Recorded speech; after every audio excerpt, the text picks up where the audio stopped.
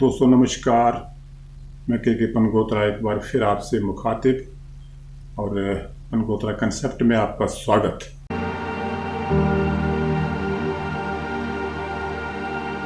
तो दोस्तों, संसदीय चुनावों के बीच गृह मंत्री अमित शाह साहब का जम्मू कश्मीर का दौरा।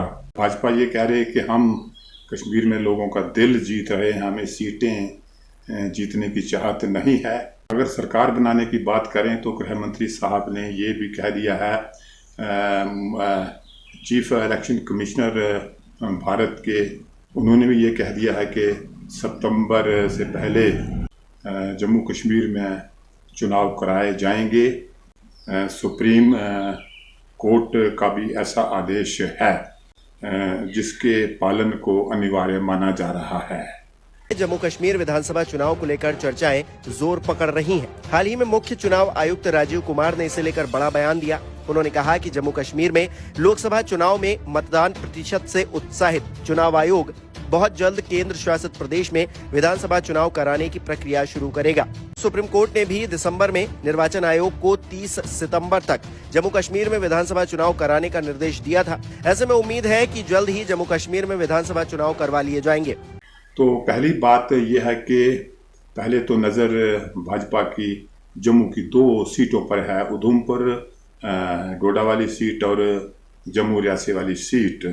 अगर ये दोनों सीटें भाजपा को मिल जाती हैं तो सरकार बनाने की संभावना जो है वो बढ़ जाती है।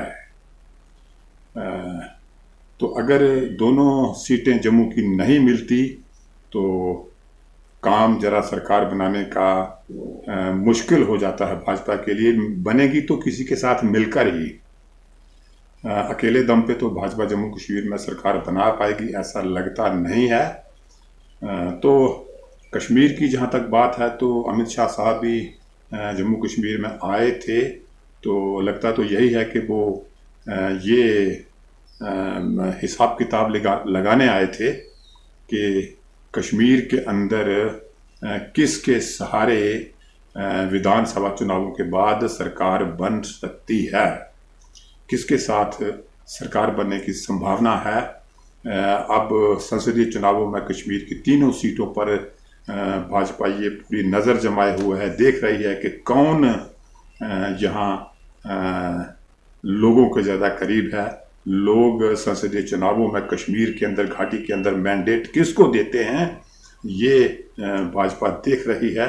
और कश्मीर के कुछ नेताओं के साथ जिनकी इच्छा जो है वो सत्ता में आने की है, जैसे ये अपनी पार्टी है और ये पीपल्स कॉन्फ्रेंस सदाद लोन वाले हैं, तो इन लोगों के बारे में अगर बात करें तो लगता तो यही है कि ये लोग जम्मू कश्मीर में भाजपा के साथ मिलकर सत्ता में आने की चाहत रखते हैं।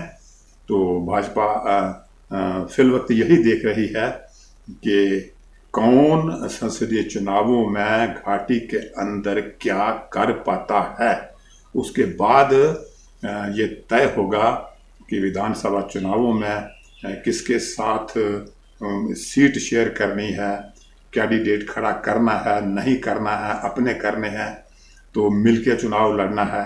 तो इस तरह की कुछ जो संभावनाएं जो हैं वो भाजपा इस वक्त तलाश कर रही है। भाजपा को ये यकीन है कि कश्मीर से हमें संसदीय चुनावों में कुछ शायद ही मिले, तो इसलिए उन्होंने उम्मीदवार खड़ा नहीं किया।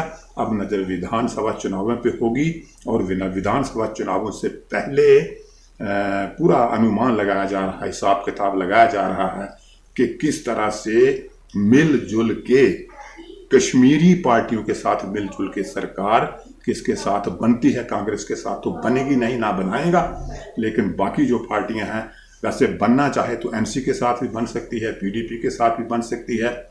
ये तो एक पुराना तजर्बा है, तो किसके साथ बनेगी ये आने वाला समय बताएगा। तो 4 जून के बाद देखने वाली बात ये होगी कि भाजपा कौन सी रणनीति इस्तेमाल करती है। तो वरिष्ठ पत्रकारों का, बुद्धिजीवियों का ये भी मानना है कि कश्मीर में संसदीय चुनावों में उम्मीदवार खड़े ना करना चुनाव में हारने का डर नहीं है, बल्कि एक बड़ी सोची समझी रणनीति है।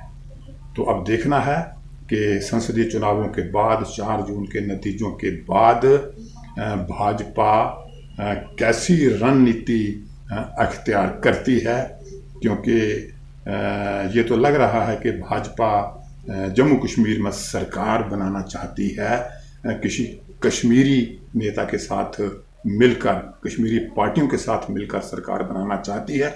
और जैसे मैंने पहले भी कहा कि अगर जम्मू की दोनों संसदीय सीटें, उधमपुर वाली और जम्मू वाली दोनों सीटें अगर भाजपा को मिल जाती हैं तो संभावना काफ़ी ज़्यादा बढ़ जाती है। कश्मीर से सहयोग जो है, सपोर्ट जो है वो कम लेनी पड़ती है, और अगर जम्मू वाली दोनों सीटें, संसदीय सीटें भाजपा के हाथ से निकल गई तो कश्मीर से ज़्यादा सपोर्ट लेनी पड़ेगी, काम थोड़ा मुश्किल हो जाएगा। तो आने वाले समय में जो भाजपा की नीति है वो देखने वाली होगी। तो दोस्तों, आज के लिए इतना ही। अगली बार किसी और मुद्दे के साथ आपसे चर्चा होगी। तब तक के पनगोत्रा को इजाज़त दें। पनगोत्रा कंसेप्ट देखते रहें, सब्सक्राइब करें। नमस्कार।